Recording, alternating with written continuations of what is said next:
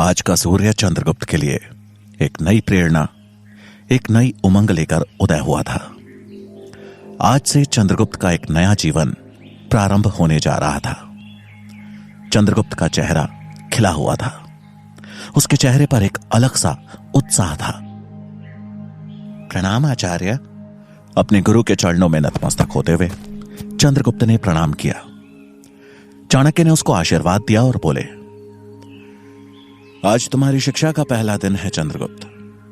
मैं आशा करता हूं कि तुम हर परिस्थिति, हर आपदा से जूझने के लिए तैयार हो चुके हो। चाणक्य का प्रश्न सुन चंद्रगुप्त बोला, जी आचार्य, आप आदेश दीजिए कि मुझे क्या करना होगा। चलो मेरे साथ। प्रश्नसूचक निगाहों के साथ अपने गुरु का आदेश मान चंद्रगुप्त चाणक्य के पीछे पीछे चल पड़ा।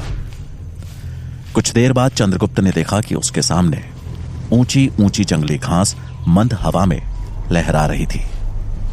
वो आश्चर्य में था और इससे पहले कि कुछ पूछता, चाणक्य ने उसके हाथ में हंसिया देते हुए कहा, ये लो चंद्रगुप्त, और इस घास को काटने का काम शुरू कर दो। पर आचार्य, अचंभे में पड़ा हुआ चंद्रगुप्त अपनी बात पूरी कर ही रहा था कि तभी चाणक्य ने उसकी बात को काटते हुए कहा, प्रश्न पूछने में अपना समय व्यर्थ कर रहे हो तुम चंद्रगुप्त। असमंजस में घिरे चंद्रगुप्त ने हंसिया ली और घास काटने लगा। आचार्य चाणक्य अपने हाथों को अपने पीछे बांधे चंद्रगुप्त को देखने लगे। एक दो घास के गुच्छों को उखाड़ फेंकने के बाद चंद्रगुप्त ने आचार्य की तरफ देखा।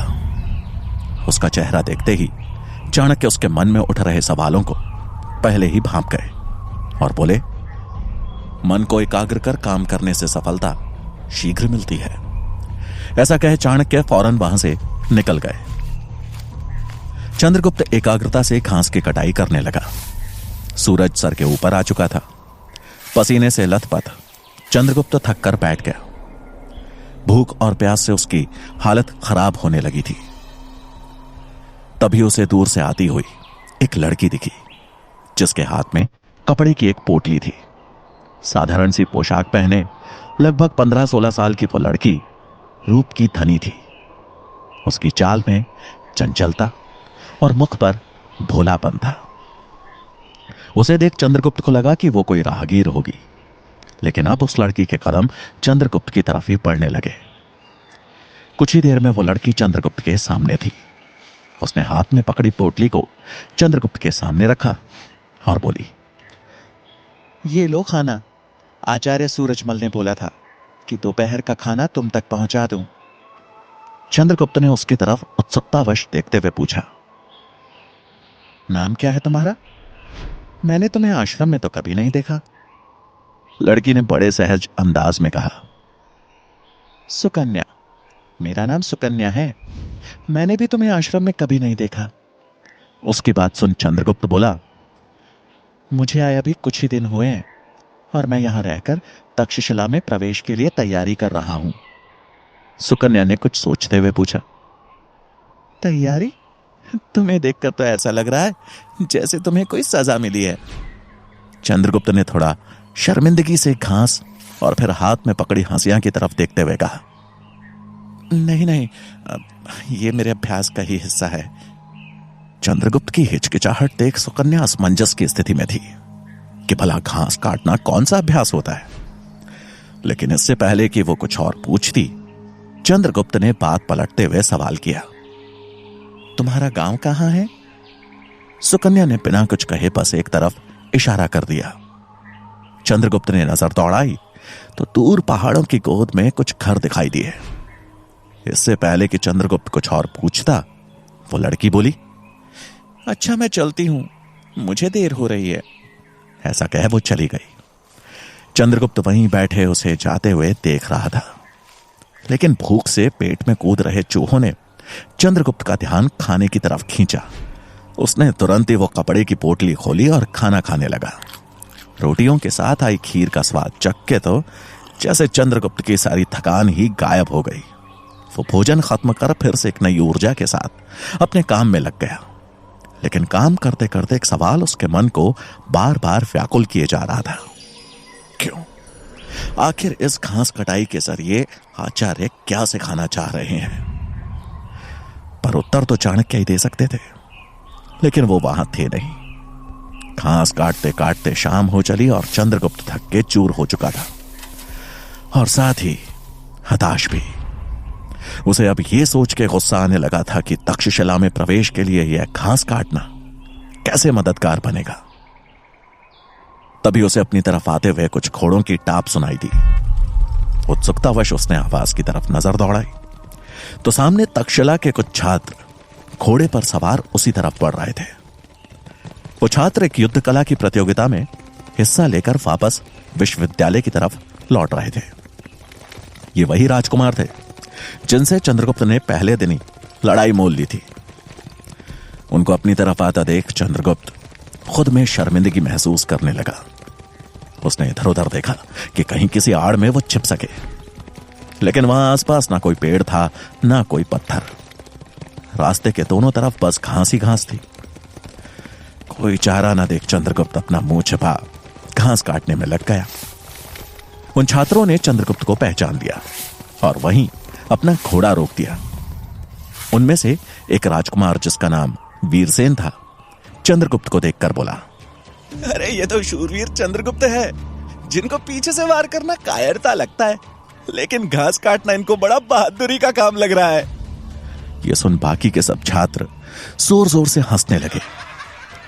चंद्रगुप्त यह सुनकर शर्मिंदा भी हुआ और साथ में उसके गुस्से का पारा भी बढ़ने लगा। तभी दूसरे राजकुमार ने तंज कसते हुए कहा, तक्षशिला में शिक्षा ग्रहण करने आया था ये। अगर ऐसे भिखारियों को तक्षशिला में प्रवेश मिलने लगा तो वहां की गरिमा तो मिट्टी में मिल जाएगी। इन जैसों को घास काटना ही शोभा देता है। यह सुन चंद्रगुप्त का पारा जैसे आसमान छू गया। उसने गुस्से में उन छात्रों की तरफ देखा जो घोड़े पर बैठे जोर जोर से हंस रहे थे। चंद्रगुप्त का हाथ हंसिया पर जैसे अपनी पकड़ मजबूत करने लगा। वीरसेन ने चंद्रगुप्त की गुस्से से भरी नजरों पर ध्यान देते हुए कहा, अपने गुस्से को घास काटने पर इस्तेमाल कर, वही तेरा यह गुस्सा बर्दाश्त करेगी, हम नहीं। चंद्रगुप्त गुस्से में अपनी जगह से उठ खड़ा हुआ। हंसिया पे उसकी पकड़ और मजबूत हो गई। चंद्रगुप्त हाथ में हथियार और आंखों में उबलता क्रोध लिए उनकी तरफ बढ़ा ही था कि तभी उसके कदम अचानक रुक गए, जैसे कि उसे कुछ याद आ गया। वो एक बार फिर अपने गुरु की आज्ञा का उल्लंघन नहीं करना चाहता था। वो तुरंत मुड़ा और चुपचाप घास काटने में लग गया।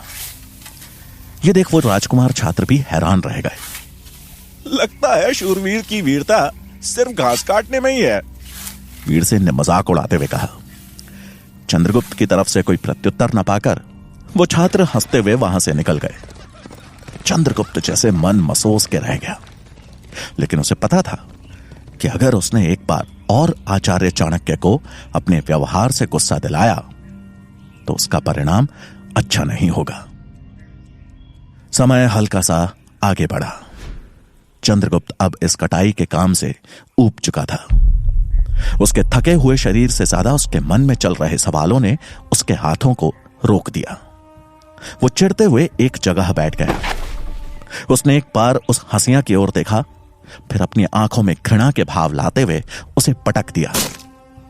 उदास मन के साथ घृणा भरी आवाज में वो अपने आप से बोला, कहां तो आज सुबह मैं अस्त्र शस्त्र सीखने के लिए लालायित था, और कहां यह आचार्य ने घास कटाई के काम में लगा दिया। ऊपर से यह हंसिया, इसे पकड़ पकड़ कर हाथ दुखाए। सबसे ज्यादा तकलीफ तो इसी ने दी है। गुस्से में चंद्रगुप्त ने उस हंसिया को लात मारकर अपने से दूर फेंक दिया, मानो आज के बाद वो उसकी शक्ल भी नहीं देखना चाहता हो। चंद्रगुप्त आधे से ज्यादा काम खत्म कर चुका था। सांझ होते ही पशु पक्षी अपने अपने घोंसलों में लौटने लगे थे। मौसम में ठंडक आने लगी थी। चंद्रगुप्त आंखें मूंद कुछ पल के लिए आराम करने लगा और उसे पता ही नहीं चला कि कब उसकी आंख लग गई। अपने कार्य को अधूरा छोड़ने वाले लोग कभी सफलता नहीं पा सकते चंद्रगुप्त। आचार्य के शब्द किसी तीर की तरह चंद्रगुप्त के हृदय में घुसे। चंद्रगुप्त नींद में ही हाथ जोड़ हड़बड़ाते हुए कहने लगा, क्षमा क्षमा आचार्य, क्षमा। अचानक उसकी नींद टूटी और आंखें खुलते ही वो चौंक गया। वो घास के मैदान में नहीं बल्कि एक पेड़ से लटके जाल में कैद था। चांद की छीनी छीनी रोशनी पत्तियों से छनकर जमीन पर छिटकी हुई थी। अपने आप को जाल में लिपटा देख चंद्रगुप्त ऐसे तड़पने लगा जैसे बिन पानी मछली। जाल को काटने का ख्याल आते ही चंद्रगुप्त ने तुरंत अपने कमरबंद में हाथ लगाया, लेकिन उसकी कटार उसके पास नहीं थी। न ही उसके पास वो हंसिया था जिसे उसने गुस्से में आकर फेंक दिया था। अब उसे आभास हुआ कि उसने उस हंसिया को फेंककर कितनी बड़ी गलती कर दी। वो वहां से निकलने की कोशिशों में उलझा ही था कि तभी उसे किसी के गुर्राने की आवाज आई। चंद्रगुप्त ने नीचे देखा तो एक खूंखार भेड़िया ठीक जाल के नीचे था। वो भेड़िया जमीन में कुछ ऐसे सूंघने लगा जैसे कि वहां किसी ने उसके निमंत्रण के लिए मांस रखा हो। चंद्रगुप्त की डर से सांस अटक गई। वो जाल में फंसा फड़फड़ाने लगा, जिसकी आहट सुनकर अब भेड़िए की नजर अपने ऊपर जाल में लटक रहे चंद्रगुप्त पर गई। अगले ही पल वो भेड़िया चंद्रगुप्त को अपना शिकार बनाने की कोशिश में छलांग लगाने लगा। इससे पहले कि वो जाल में फंसे चंद्रगुप्त के पैर पर अपने दांत कड़ाता, चंद्रगुप्त ने जाल के अंदर अपने पैर ऊपर खींच लिया और वो भेड़िया बस रस्सी पर ही दांत कड़ाकर रह गया। चंद्रगुप्त की डर से हालत खराब हो रही थी। उसे समझ में नहीं आ रहा था कि वो कैसे इस मुसीबत से बाहर निकले। वो असमंजस में था कि आखिर वो यहां इस जाल में कैसे आ पहुंचा। उसे समझ नहीं आ रहा था कि क्या ये आचार्य चाणक्य की कोई नई परीक्षा है या फिर वो सच में एक बड़ी मुसीबत में है। चंद्रगुप्त खुद को उस खूंखार भेड़िए से बचाने की कोशिश कर रहा था, लेकिन भेड़िया भी छलांग मार जैसे अपने शिकार को हासिल करने की पूरी कोशिश में लगा था।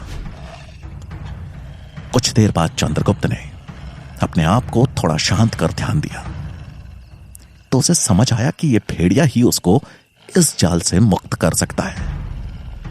अपने शिकार को पाने की कोशिश में उस भेड़िए के नुकीले दांत हर बार बस रस्सी पर ही उलझ के रह जाते। चंद्रगुप्त अब बड़ी चालाकी से जाल के निचले सिरे पर अपना पांव रखने लगा और जैसे ही वो भेड़िया उसे काटने के लिए उछलता, चंद्रगुप्त अपने पांव ऊपर कर लेता और भेड़िए के दांत बस रस्सी को ही काट के रह जाते। कुछ ही देर में चंद्रगुप्त की चालाकी काम आई और जल्दी ही जाल की रस्सी का एक सिरा कट चुका था। चंद्रगुप्त ने तुरंत ही बुनी हुई रस्सी को सुलझाते हुए जाल को खोलना शुरू कर दिया। कुछ ही पलों में चंद्रगुप्त जाल से बाहर था और टहनी से बंधी रस्सी को पकड़ के पेड़ पे चढ़ने लगा।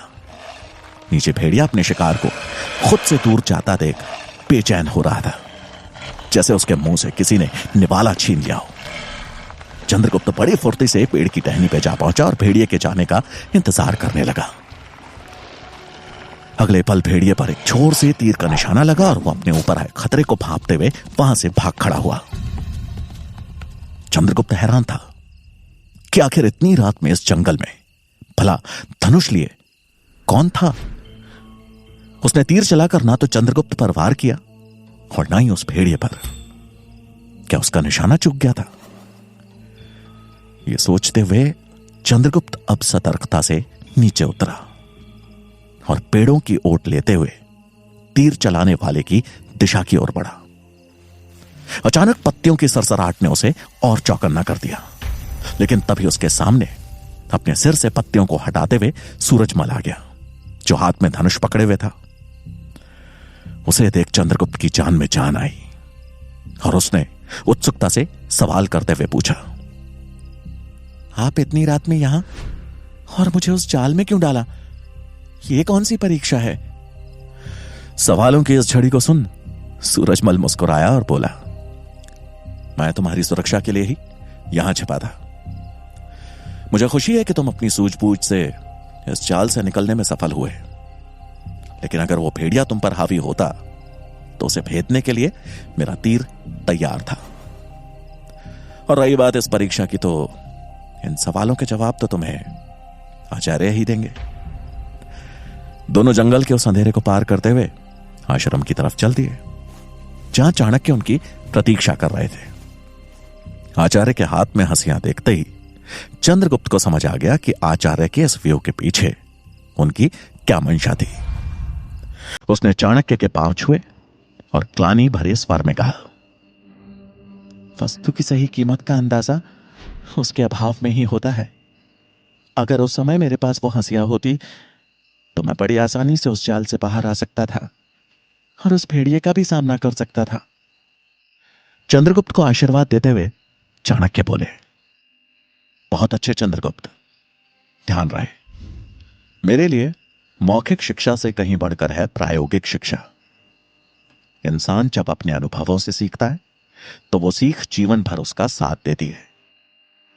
यह सुन चंद्रगुप्त के चेहरे पर एक संतोषजनक मुस्कान थी, लेकिन घास वाली बात सोचकर उसने थोड़ा असमंजस भरे स्वर में पूछा, लेकिन आचार्य, आपने मुझे घास काटने को क्यों कहा?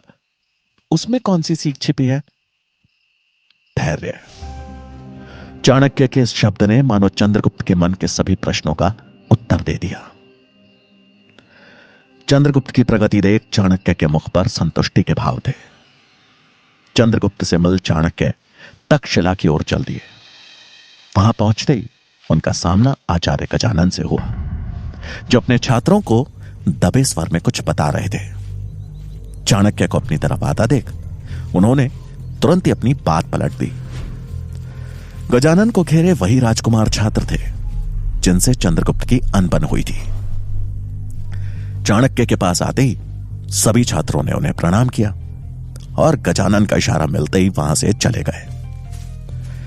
गजानन के चेहरे के भाव पढ़ते हुए चाणक्य बोले, छिपाया उनसे जाता है आचार्य जो मन की बातें न भांप पाए।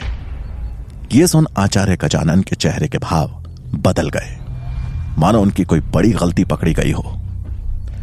चाणक्य ने दूर जाते हुए छात्रों की ओर नजर दौड़ाते हुए कहा, अब इन्हें चंद्रगुप्त को तोड़ने के कौन से नए षड्यंत्र का पाठ दे रहे हैं आप? चाणक्य का यह वाक्य गजानन के सीने में किसी तीर की तरह चुभ गया। वो तुरंत दिल मिलाते हुए बोले, षड्यंत्र तो आप रच रहे हैं, एक बाहरी अयोग्य असभ्य लड़के को तक्षशिला में प्रवेश दिलाने का। लेकिन यह मत भूलना कि जब तक मैं यहां हूं इस विश्वविद्यालय की गरिमा पर आंच नहीं आने दूंगा। गजानन की बात सुन चाणक्य ने कटाक्ष करते हुए कहा, छात्रों का अपने स्वार्थ के लिए उपयोग करना, तक्षशिला की गरिमा का बड़े अच्छे से ध्यान रख रहे हैं आप। यह सुन गजानन का चेहरा गुस्से से लाल हो गया। चाणक्य ने अपनी बात जारी रखते हुए कहा, एक शिक्षक का प्रमुख कार्य होता है अपने छात्रों को सही दिशा दिखाना, जिस पे चलकर वो अपने भविष्य की एक मजबूत नींव रख सके।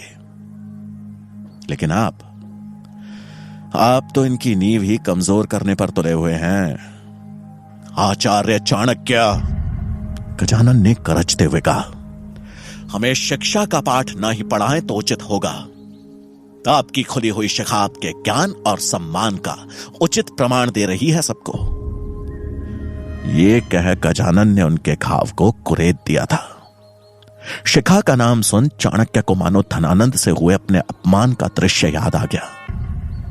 वो कुछ बोलने को हुए कि तभी पीछे से आचार्य मेघनाद की आवाज गूंजी, ज्ञान और सम्मान का ही नहीं, अभिमान का भी आचार्य गजानन। चाणक्य अपने भावों को काबू करते हुए पीछे मुड़े तो सामने आचार्य मेघनाद थे, जो कुछ दिनों की यात्रा के बाद आज तक्षशिला लौटे थे। चाणक्य को सही सलामत अपने सामने देख उन्हें मानो ठेस सी लग गई। उन्होंने ताना कसते हुए चाणक्य के समीप आकर कहा, मृत्यु से ज्यादा बुरा है अभिमान का टूटना, और उस चोट की पीड़ा आपके मुख पे स्पष्ट झलक रही है आचार्य चाणक्य। लेकिन आप चिंता ना करें, अपमान का घूंट हर इंसान को उसकी सही कीमत का आभास करा ही देता है। उम्मीद है आपको भी।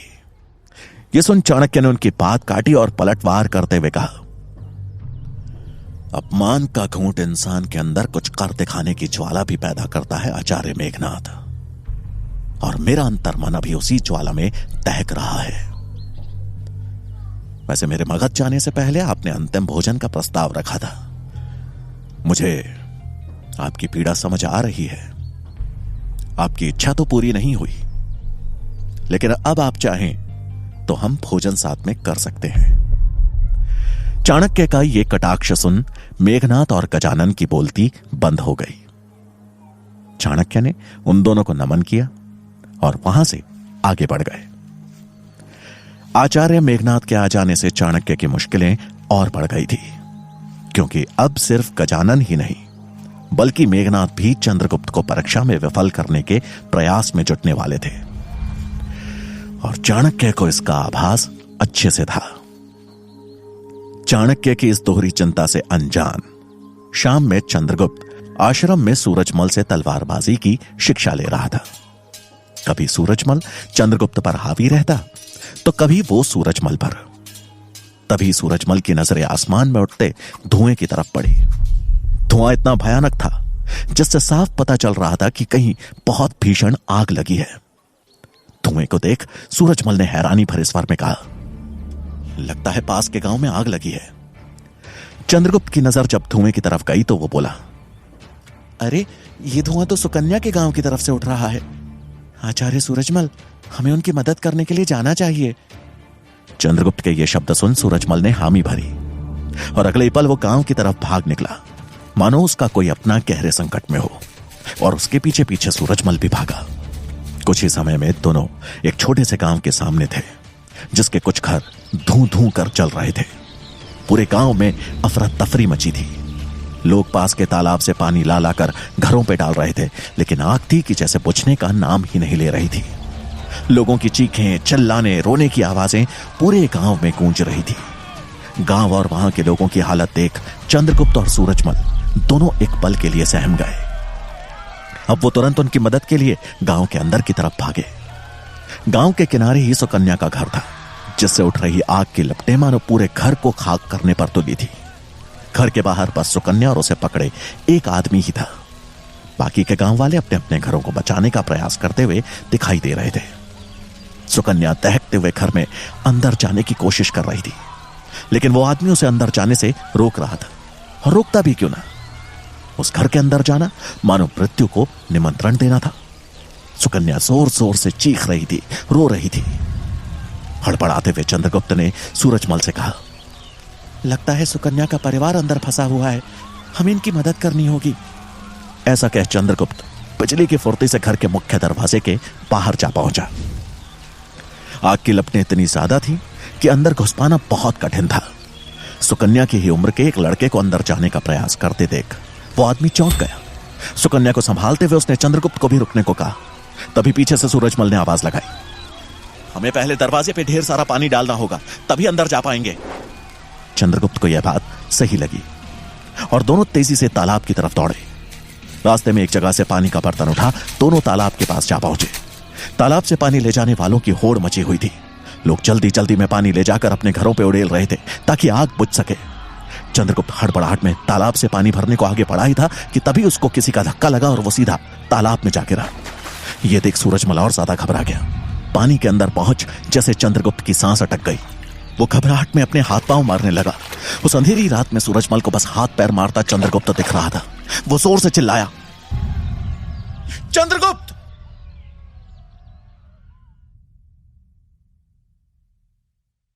चाणक्य के सारे एपिसोड्स को सुनने के लिए डिस्क्रिप्शन में दी लिंक से डाउनलोड करें पॉकेट FM ऐप।